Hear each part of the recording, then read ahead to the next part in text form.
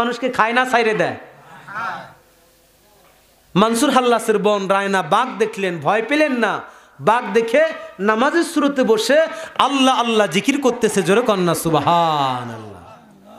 কি বলে জিকির করতেছে? আল্লাহ আল্লাহ বলে জিকির করতেছে। আর মনসুর হাল্লাস তখন তরিকতের ভিতরে ঢোকে নাই, হাকিকতের ভিতরে ঢোকে নাই, মারেফতের ভিতরে ঢোকে নাই। বাঘ দেখে তিনি চলে গেছে গাছের মগ ডালে। কোন জায়গায়?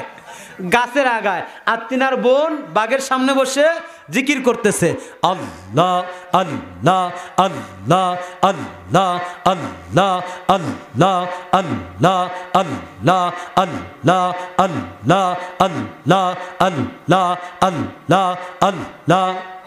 সুবহানাল্লাহ বলেন। বাঘ সামনে কি আছে? সুন্দর করে বসে আছে। জিকির থামাইলেন, বাঘ বাঘের লাইন ধরে চলে গেছে।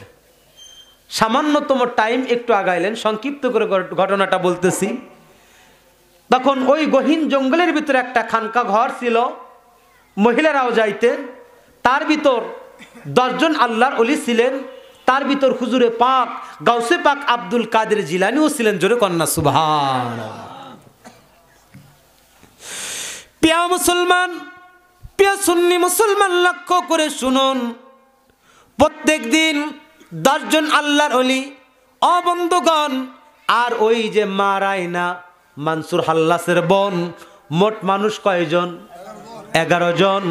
ওই ঘরের ভিতর ইবাদত বন্দেগি করে, মিলাদ মাহফিল করে। আল্লাহর পক্ষ থেকে জান্নাত থেকে তাবারক আসে, জান্নাতি তাবারক খেয়ে আবার চলে যায়। ও বন্ধুগণ,